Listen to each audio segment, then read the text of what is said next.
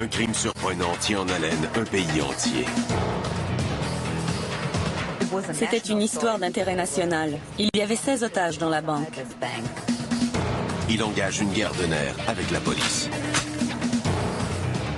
L'idée de garder les policiers sur le qui-vive était géniale. Sa bande vole pour des millions de dollars en argent et en bijoux. Pour moi, c'est le crime du siècle.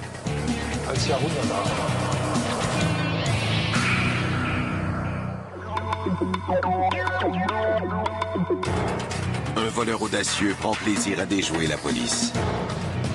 Il ne faisait pas ça pour l'argent, c'était pour le plaisir. Il aimait voir les forces policières lui courir après.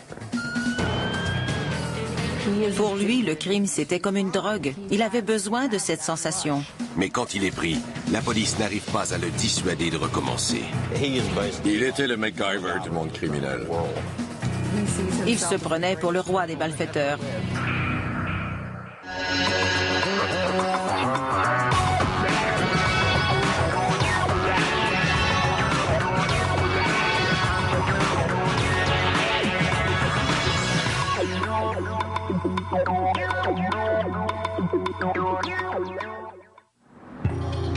À 10 h du matin, le 27 juin 1995, la police de Berlin répond à une alarme déclenchée dans une succursale de la Commerzbank.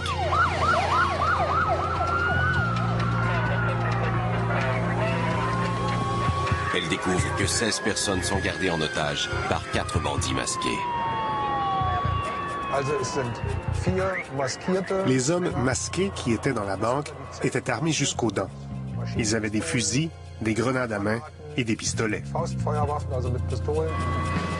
Les membres du groupe d'intervention tactique allemand, le SEK, prennent position autour de la banque. Les médias ont tout de suite accouru sur les lieux. C'était une histoire d'intérêt national.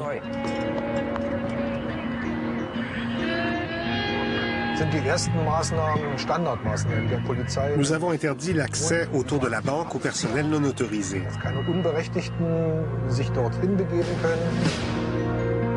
Les autorités établissent ensuite un centre de commandement et une ligne téléphonique directe avec la banque.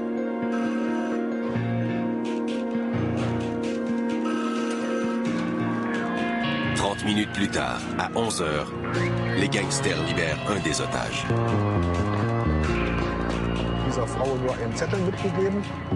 La femme tenait une lettre des bandits. Il demandait une rançon de 17 millions de marks allemands. Il disait aussi que si nous tentions d'entrer de force dans la banque, les otages seraient tués et ils ouvriraient le feu sur les policiers.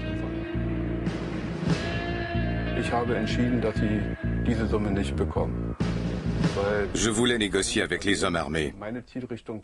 Je ne voulais pas leur remettre l'argent, à moins qu'ils ne libèrent les otages. Pendant 5 heures, les bandits refusent toute communication. Finalement, à 18 h, ils brisent le silence.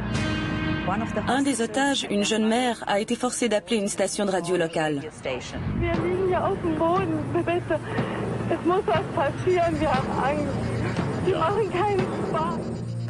Cela a mis énormément de pression sur nos épaules pour trouver l'argent et éviter un bain de sang. Mais nous avons gardé notre position. À 18 h 45, les gangsters manifestent leur impatience.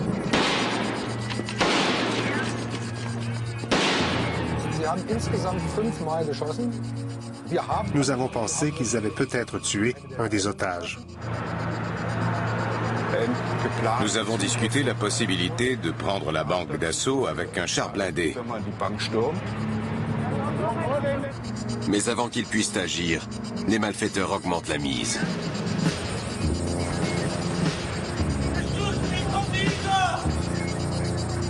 Ils ont laissé savoir à tout le pays qu'ils tueraient les otages un à un, seulement si la police ne leur obéissait pas. Impuissantes, les autorités prennent une décision judicieuse. J'ai obtenu le tiers de la rançon pour leur prouver que nous prenions la situation au sérieux. À 19 h 30, un agent de police livre l'argent, le torse nu, pour montrer qu'il ne porte pas d'armes.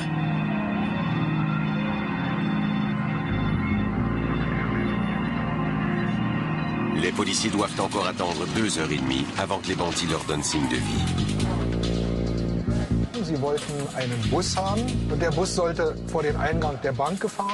Il a demandé qu'un autobus contenant le reste de la rançon soit garé devant la banque et qu'un hélicoptère les attende à côté d'une autoroute voisine. À minuit, leurs exigences étant satisfaites, les malfaiteurs annoncent qu'ils monteront dans l'autobus à 2h du matin. Mais ils ne se montrent pas. L'attente se prolonge d'environ 90 minutes. À 3h21, la police reçoit un appel de la banque.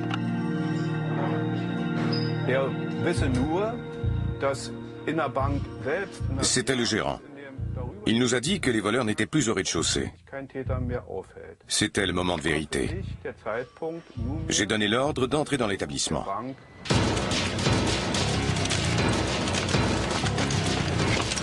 Le SEK fouille le rez-de-chaussée. Les otages ne sont pas blessés, mais il n'y a aucune trace des hommes armés.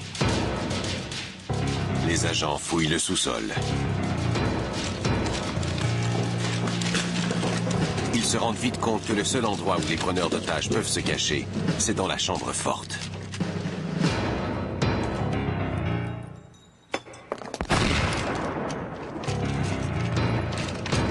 Mais une fois à l'intérieur, une surprise les attend. Ils m'ont appelé au quartier général et ils m'ont dit « Il n'y a personne en bas. Aucun suspect, ils sont partis. » Plus de 200 coffrets de sûreté avaient été forcés. Il est question ici de millions.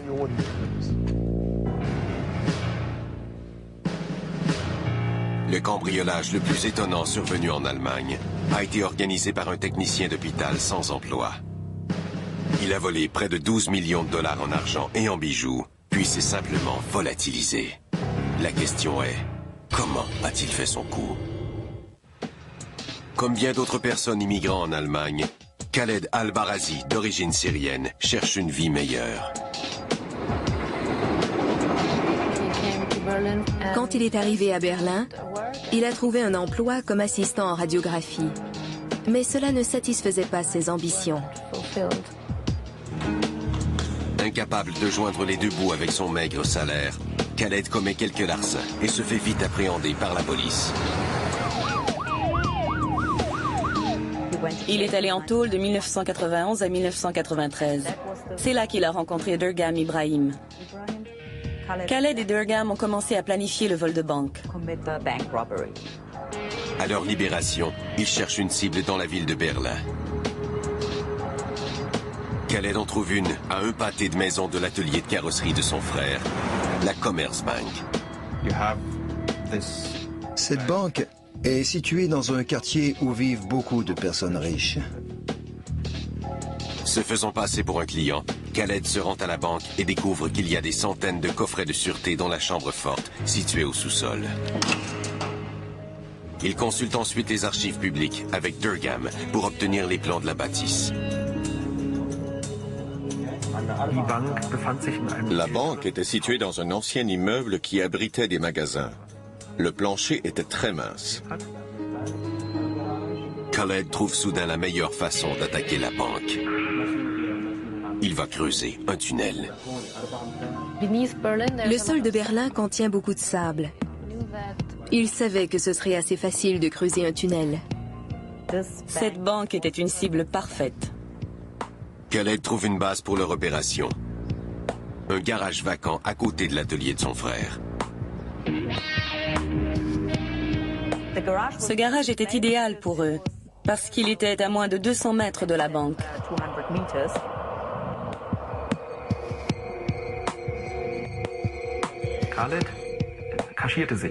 Khaled a mis un déguisement et s'est fait passer pour un marchand de bois grec de Düsseldorf. Il a rencontré le propriétaire et a loué le garage. Ensuite, Khaled charge Durgam de recruter une équipe dans la communauté arabe. En juin 1994, ils ont commencé à creuser le tunnel à partir du garage.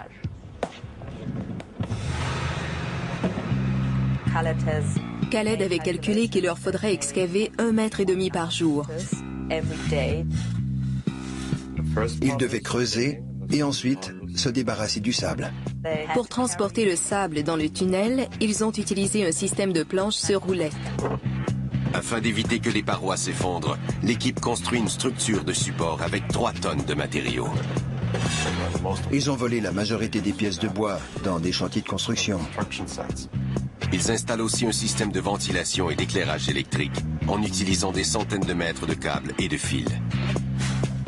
Ils creusaient et creusaient comme des forcenés. Ils creusaient toutes les nuits.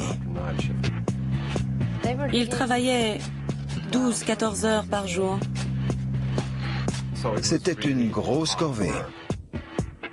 Après 5 mois, seulement le tiers du tunnel est réalisé. Mais dans la conception de son projet, Khaled a eu une idée de génie.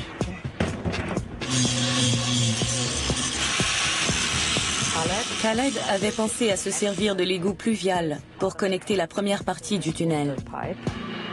Ces tuyaux de descente des eaux pluviales leur évitent une excavation de 120 mètres. Ils ne sont maintenant qu'à 30 mètres de la banque. Ils s'attaquent alors à la dernière portion du tunnel. C'est à ce moment que des travailleurs de la ville disposent des câbles juste au-dessus d'eux. Khaled doit alors démolir cette section du tunnel et renoncer à l'opération.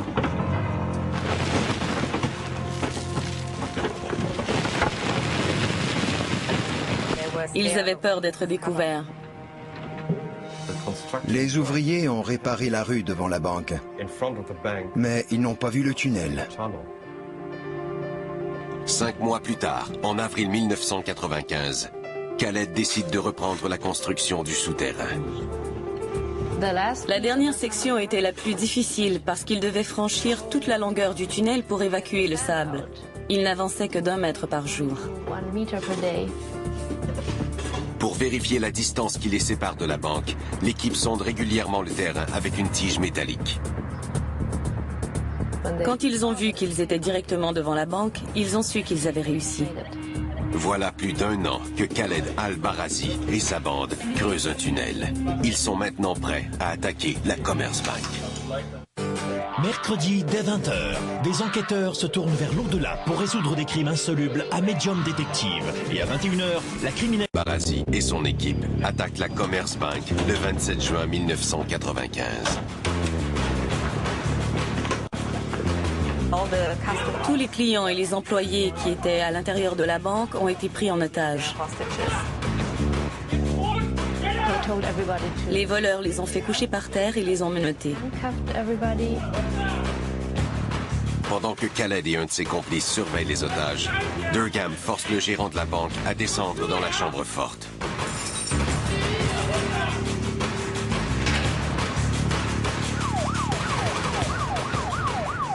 Quand la police arrive sur les lieux, Durgam a déjà commencé à défoncer le plancher.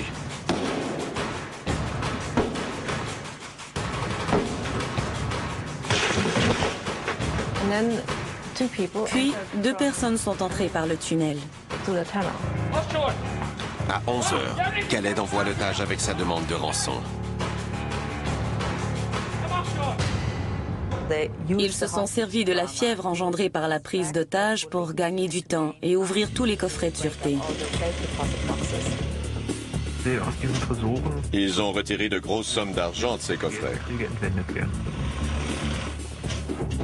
Il y avait des billets de banque, des bijoux, de l'or. Ils ont dû transporter tout cela par le tunnel. C'était lourd. Ils ont utilisé des planches sur roulettes pour apporter l'argent. L'équipe de Durgam met des heures à transférer le butin.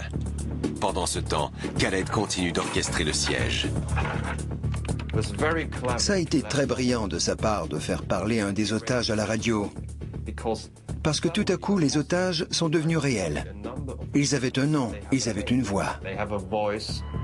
Khaled garde les policiers concentrés sur les otages.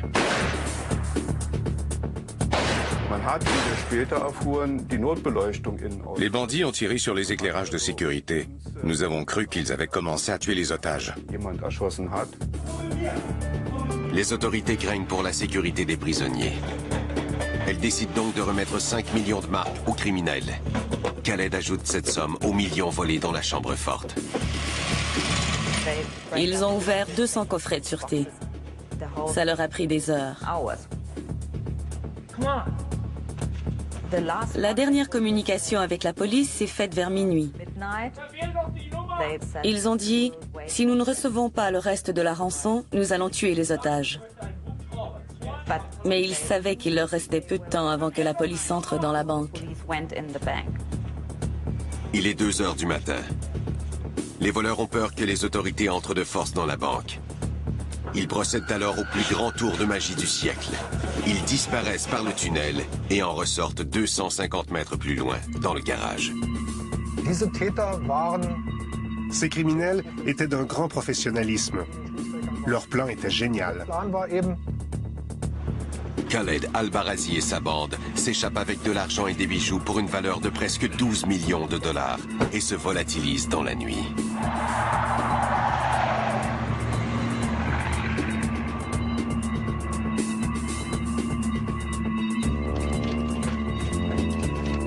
Quand la police fait irruption dans la banque et découvre le tunnel à 3h30 du matin, Khaled est assis chez lui, devant la télé, et regarde les nouvelles. Les voleurs ont tellement bien travaillé à l'intérieur de la banque qu'ils n'ont laissé aucun indice. Nous n'avons rien trouvé. Nous avons mis sur pied une équipe spéciale de 60 personnes. C'était un crime très complexe et spectaculaire. Les otages n'ont pas beaucoup de détails à fournir, sauf que les criminels étaient peut-être arabes. Les enquêteurs fouillent le tunnel. Ils découvrent rapidement le garage et tentent de joindre le propriétaire. Il a dit qu'il avait loué le garage à un Grec, mais il ne savait pas grand-chose sur lui. Les autorités ont plus de chance avec le propriétaire syrien de l'atelier de carrosserie juste à côté, Tony Al-Barazi. Tony leur a dit qu'il ne connaissait pas l'homme qui louait le garage, mais les enquêteurs ne l'ont pas cru. Ils ont eu l'impression qu'il avait quelque chose à voir avec le cambriolage. Ils ont pris ses empreintes digitales et ils ont consulté les registres de la ville. Ils ont découvert qu'il avait un frère, Khaled Al-Barazi, qui avait des antécédents criminels.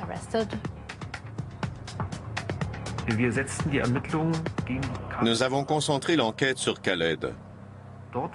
Toutefois, nous n'avions pas assez de preuves pour émettre un mandat d'arrestation. À ce moment, nous avons conjugué nos efforts sur les traces d'identité judiciaire disponibles.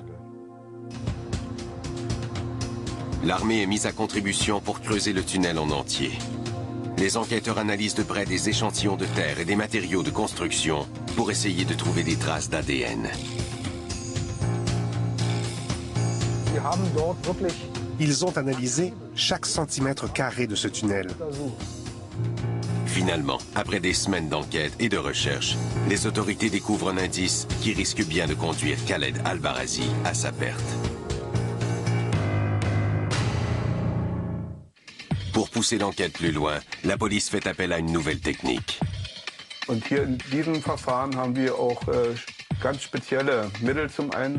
Nous avons utilisé une technologie infrarouge pour la suite des analyses du tunnel. À la fin de toutes les recherches, nous n'avions qu'une seule empreinte, qui faisait 3 cm². Et quand les enquêteurs comparent l'empreinte à celle de Tony Al-Barazi laissée sur une canette de boisson gazeuse, ils s'aperçoivent qu'elles sont identiques. La seule preuve que nous avons trouvée dans ce tunnel a été une preuve déterminante. Les autorités emmènent Tony Al-Barazi, le frère de Khaled, et l'interrogent pendant plus de 7 heures. Son frère est devenu très nerveux. Et il a dévoilé le nom de tous les coupables. Possédant ces informations, la police se rend chez Khaled.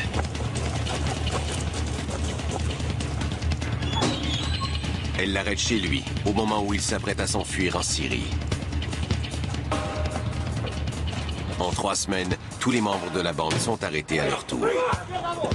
Au procès, ils plaident tous coupables. Les complices de Khaled écopent entre 5 et 10 ans de prison. Quant au génie du crime, il est condamné à 14 ans. Ce vol a intéressé tout le monde au pays parce qu'il y avait un tunnel et une prise d'otage. Ça ne s'était jamais vu auparavant.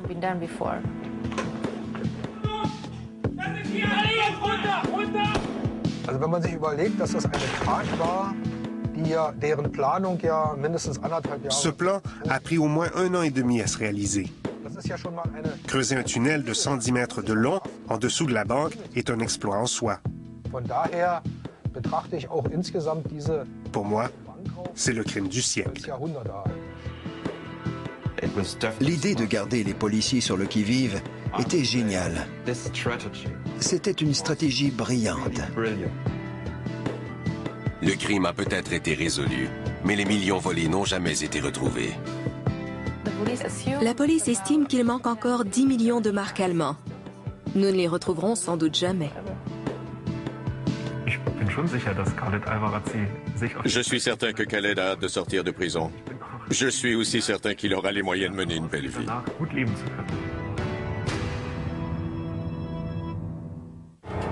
Un voleur audacieux prend plaisir à déjouer la police. Il ne faisait pas ça pour l'argent, c'était pour le plaisir. Il aimait voir les forces policières lui courir après.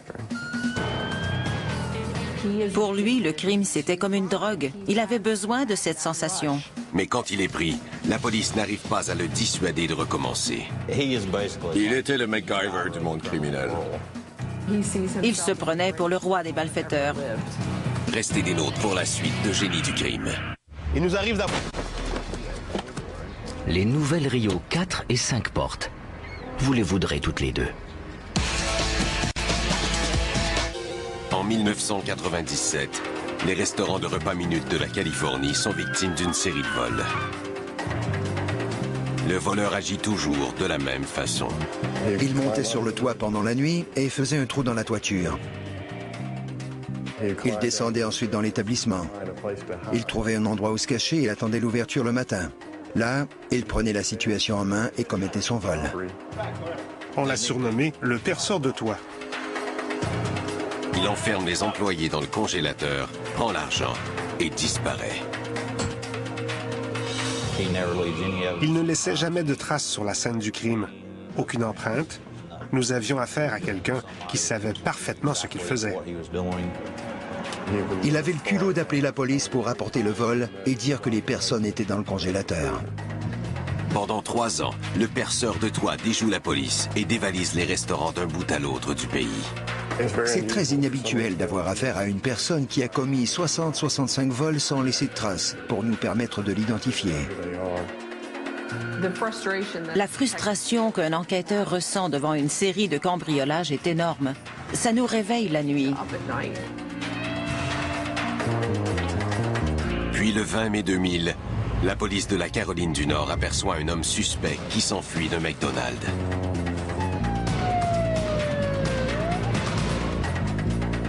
On l'a capturé tout juste après le vol. Il s'éloignait du restaurant en courant dans un champ. Jeffrey Allen Manchester, le perceur de toit, est enfin arrêté. Il était fier de raconter ses exploits. Monsieur Manchester a affirmé qu'il aurait pu s'en tirer après ce vol, mais qu'il avait trop perdu de temps en retournant à son véhicule. Ça a été l'interrogatoire le plus facile de toute ma vie. La justice ne fait pas de cadeau à Jeffrey Manchester. Il est condamné à 45 ans de détention dans une prison de haute sécurité de la Caroline du Nord pour vol à main armée et kidnapping.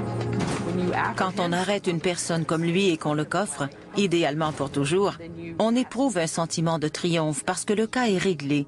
On n'a plus à s'en préoccuper. La prison de Brown Creek est protégée par une clôture double, équipée de capteurs et de systèmes d'alarme. Il y a aussi des véhicules qui patrouillent le périmètre. Les lieux sont gardés par des agents armés 24 heures sur 24. Personne n'a jamais réussi à s'évader de Brown Creek. Mais le 15 juin 2004, quand les gardiens font leur ronde et comptent le nombre de prisonniers, il en manque un. Jeffrey Manchester est introuvable. Dans son vestiaire, on a trouvé un dessin des trois Stooges. Manchester était Moe, le plus futé des trois, alors que la police était représentée par Larry et Curly, les deux plus stupides. Tout le monde recherchait le détenu. Nous n'avions aucune idée de l'endroit où il se cachait. Jeffrey Manchester a réussi l'évasion la plus ingénieuse dans l'histoire des États-Unis. Mais ce qu'il va faire par la suite laissera les autorités stupéfaites. L'évasion est certainement spectaculaire, mais elle n'est pas vraiment étonnante quand on connaît le passé du fugitif. Manchester est né dans une famille de classe moyenne, dans une banlieue californienne. À 18 ans, il s'enrôle dans l'armée et il est stationné à Fort Bragg, dans le nord de la Californie. Il avait été formé pour mener des opérations ou faisait partie d'un groupe de forces spéciales. Je crois que Manchester avait besoin d'action et d'aventure, d'une montée d'adrénaline que sa vie normale ne lui procurait pas. Mais sa quête de sensations fortes lui cause de graves ennuis. Il devient le bouc émissaire d'une opération secrète ratée en Amérique centrale. L'armée n'a jamais donné beaucoup de détails sur ce qui s'est passé, mais de soldat à temps plein, il est devenu soldat de réserve. Je pense que cela a un peu blessé son ego. Dépouillé de son statut de fantassin, Manchester se tourne vers le crime pour satisfaire son besoin de sensations fortes. L'armée l'a envoyé dans différents États au pays. C'est pourquoi nous avions des cambriolages qui s'étendaient sur un si grand territoire. Après 7 mois, Manchester maîtrise parfaitement sa façon de faire. Il avait l'impression d'être invincible et il se disait « personne ne peut m'arrêter ». Quand il a été appréhendé par ce genre de corps policier sans grande envergure qu'on retrouve dans les petites villes, son ego a dû en prendre un coup. Pour lui, la peine de 45 ans représentait une condamnation à perpétuité et il la jugeait terriblement injuste. Dès que le juge a prononcé la sentence, 45 ans, il a commencé à planifier son évasion. Il entrevoit une possibilité d'évasion quand il remarque un camion quitter l'atelier de soudure de la prison. Il obtient un emploi de soudeur et prend note de l'horaire du camion de livraison. Il observait les allées et venues des camions. Il observait aussi comment les agents de sécurité vérifiaient les véhicules pour trouver une faiblesse dans leur technique. Les gardiens du centre de détention utilisaient un miroir pour voir en dessous du camion. Ils ouvraient la porte arrière et s'assuraient qu'aucun détenu ne se cachait à l'intérieur. Manchester comprend que s'il veut s'échapper en se servant du camion, il doit se rendre invisible. Il s'est glissé sous le véhicule pour mesurer la largeur et la longueur des longerons de cadre du châssis. Disposant de ces mesures, il est retourné à son poste de travail. Il était entouré d'écrans protecteurs, ce qui empêchait aussi les gens de voir ce qu'il faisait. Il a taillé une feuille de contreplaqué qui s'insérait parfaitement sous le châssis. Puis, il l'a peinte en noir. Il est le MacGyver du monde criminel. Il peut prendre n'importe quoi et en faire ce qu'il veut. Ensuite, Manchester se confectionne des vêtements civils. Il a coupé les manches d'un uniforme de prison brun et il a cousu des morceaux de tissu pour cacher les numéros. Il a aussi pris un pantalon de prison brun et il en a fait un short avec des poches. Il troque ensuite des cigarettes contre des informations sur la région. Il a beaucoup discuté avec les autres détenus pour décider où il irait et comment il survivrait une fois dehors. Il choisit la ville de Charlotte, car il sait qu'il peut s'y rendre rapidement et s'y cacher avant que la police le retrouve.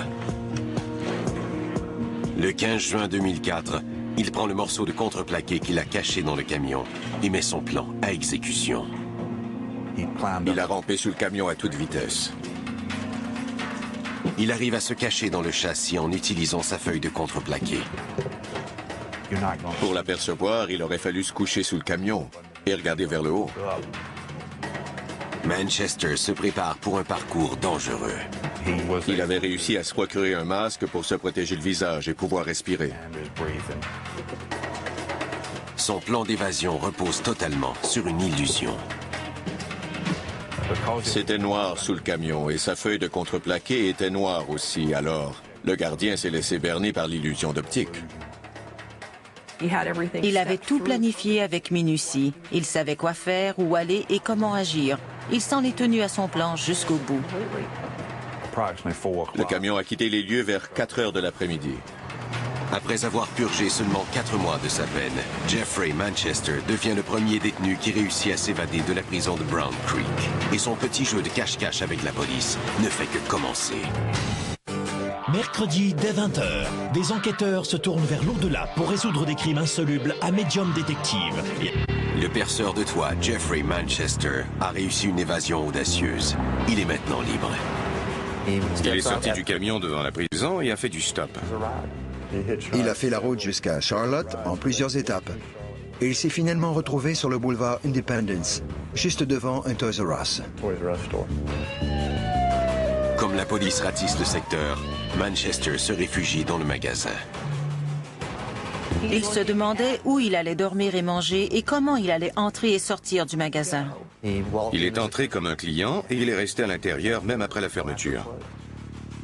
Il se dit qu'il vaut mieux attendre que les recherches soient terminées avant de sortir du magasin et s'aménage une cachette. Il avait tout ce dont il avait besoin dans le Toys R Us. Des draps, des couvertures, de la nourriture, même si ce sont des pots pour bébé. Il a trouvé un petit coin pour dormir derrière un présentoir. Une fois le personnel parti, il met à profit sa formation militaire pour entrer illégalement dans le bureau du gérant. Il a lu le manuel d'instruction des caméras de surveillance et du système d'alarme. Il connaissait plus de choses sur le système que les propriétaires d'entreprises eux-mêmes. Il savait comment le contourner, comment activer et désactiver les commandes. Manchester peut maintenant se déplacer sans se faire repérer.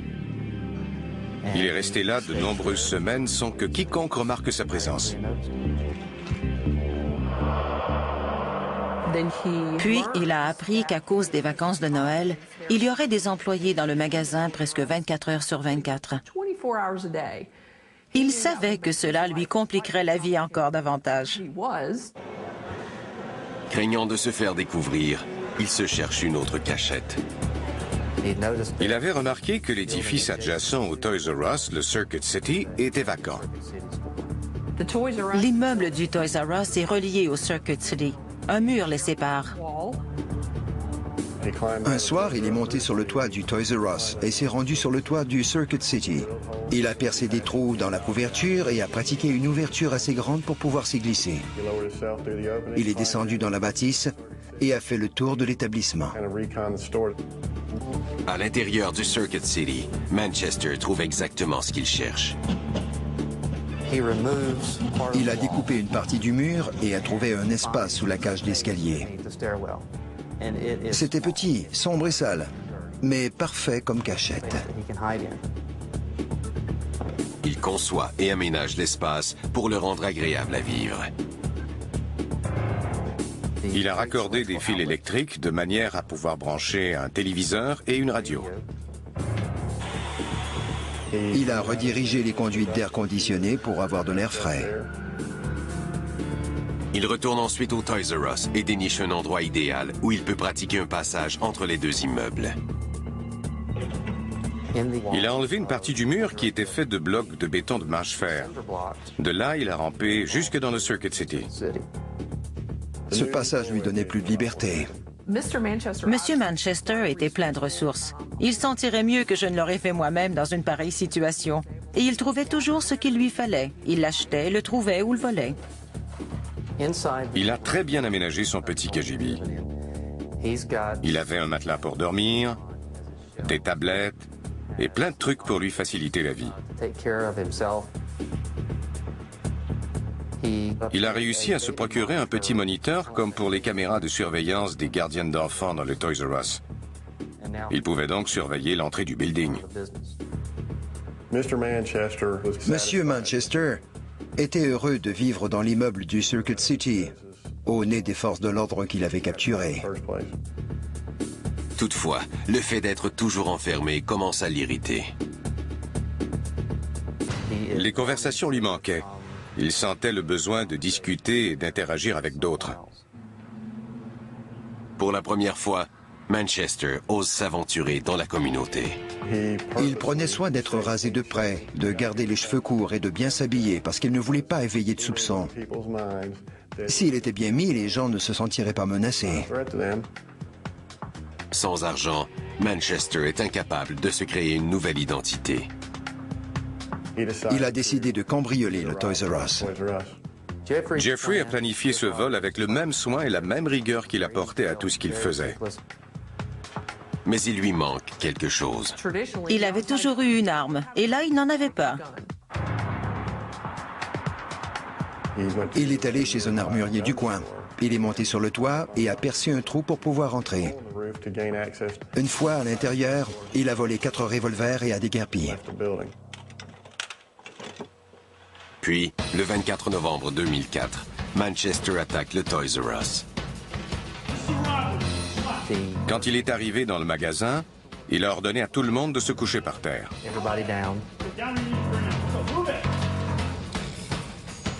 Puis, il a emmené le gérant jusqu'au coffre-fort, a pris l'argent et il est sorti. Il est allé à l'arrière et a déclenché le système d'alarme pour faire croire qu'il était sorti de l'immeuble. Tout le monde pensait qu'il s'était enfui par la porte arrière, alors qu'en réalité, il s'était glissé par le passage secret pour retourner dans son appartement. Manchester a maintenant 17 000 $ dans les poches et relaxe à seulement quelques mètres de la scène du crime. Monsieur Manchester a surveillé les échanges avec la police sur son moniteur. Je pense que M. Manchester était très fier de lui. Ils ne m'ont pas encore attrapé, je me suis évadé de prison et j'ai fait beaucoup de choses. Son ego ne cessait d'enfler. Et comme c'est le cas pour tout le monde, un jour, ça nous explose en plein visage. Jeffrey Manchester a cambriolé le Toys R Us pour financer sa liberté. Il cherche maintenant à se donner une nouvelle identité. Il allait courir tous les jours et il a commencé à fréquenter l'église. Il s'est fait des amis, incluant le pasteur, et tout le monde le connaissait par son nom. Il a choisi John Zoran parce qu'il trouvait que ce nom lui conférait une certaine puissance. Il passait du temps avec les enfants. Il leur donnait des cadeaux, même si c'était des objets volés. Et il est devenu très actif à l'église. Manchester rencontre alors une bénévole, Lee Westcott. Monsieur Manchester a expliqué à Lee qu'il était une sorte d'espion pour le compte du gouvernement. Elle l'a cru d'emblée. Ils éprouvaient les mêmes sentiments l'un envers l'autre. Leur relation s'est développée et ils passaient beaucoup de temps ensemble. Il aurait pu poursuivre dans cette voie et mener une vie rangée, partager sa vie avec Lee et même se marier avec elle. Mais c'était un criminel invétéré. Il avait besoin d'aventure. Il ne pouvait pas s'en passer. Incapable de résister, Manchester commet un autre vol. Il est entré dans le Toys R Us et s'est approché de la gardienne de sécurité. Il l'a vite maîtrisée et a réussi à la désarmer. Ça s'est retourné contre lui. Les autres employés se sont sauvés à l'arrière du magasin. Jeffrey leur a ordonné d'arrêter, mais ils n'ont pas obéi. La panique s'est emparée de Monsieur Parfait. Il a décidé d'abandonner. Il a couru jusqu'à l'arrière du magasin. Il s'est rapidement engouffré dans le passage secret entre les deux immeubles en oubliant de déclencher l'avertisseur d'incendie de la porte arrière, comme il avait fait lors du premier vol.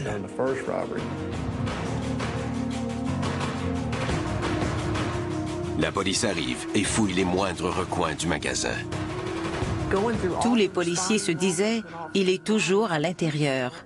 Nous devons le retrouver. » Les policiers ont alors découvert le trou dans l'entrepôt qui débouchait dans le Circuit City. Les enquêteurs font le tour de l'entrepôt et font une autre trouvaille. Il y avait une cachette que quelqu'un avait aménagée en véritable appartement. Mais le suspect est absent. Une technicienne de l'identité a été appelée sur place pour trouver des éléments de preuve. Nous avons trouvé une empreinte digitale sur la jaquette du film « Arrête-moi si tu peux », le film avec Tom Hanks. À mon avis, c'est une coïncidence, mais je la trouve plutôt drôle. La police établit que l'empreinte correspond à celle du prisonnier évadé, Jeffrey Manchester. Nous avons tout de suite émis des avis de recherche de M. Manchester. Sur les 1000 affiches, on pouvait lire « Avez-vous vu cet homme ?» 2 citoyens nous ont dit qu'ils connaissaient cet homme et que son nom n'était pas Jeffrey Manchester, mais John Zoran, et qu'il fréquentait Lee Westcott. La police montre l'affiche à Lee. Les enquêteurs lui ont appris qu'il s'était évadé d'une prison de la région. Elle a eu des doutes, ce qui était normal. Nous lui avons expliqué que son petit ami faisait partie des personnes les plus recherchées aux États-Unis. Elle a vérifié sur Internet et dès qu'elle a compris que c'était vrai, elle s'est rangée de notre côté. Westcott apprend à la police qu'ils doivent se voir dans la soirée. Il devait l'emmener dîner au restaurant avant de partir pour une mission spéciale. Il ne pourrait donc pas la voir pendant un certain temps. Aussitôt que Manchester se présente chez Lee Westcott, la police passe à l'action. Il n'a pas eu le temps de réagir. Tout s'est passé très vite. Après 7 mois en cavale, Jeffrey Manchester est finalement capturé. Présentement, Jeffrey Manchester est incarcéré et étroitement surveillé. Il passe 23 heures par jour dans sa cellule. Monsieur Manchester se prend pour le meilleur criminel qui ait jamais existé. Son ego dépasse la mesure. C'était un génie. Les gens se dirigent dans des domaines où ils ont des aptitudes. Et il avait un intérêt et des aptitudes pour les cambriolages. Il se croyait au-dessus des lois et il pensait pouvoir s'en tirer. Mais personne n'est au-dessus des lois. L'erreur est humaine, et c'est ce qui lui a été fatal. Il avait besoin de voir Lee une dernière fois avant de quitter la ville. S'il n'avait pas fait cela, il serait toujours en liberté aujourd'hui.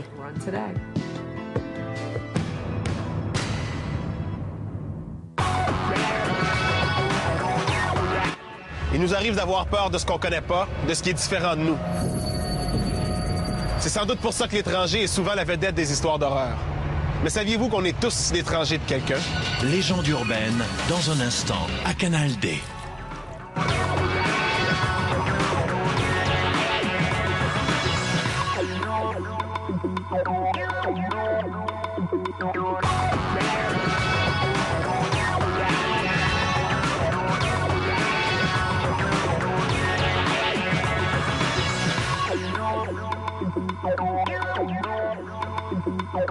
Thank you.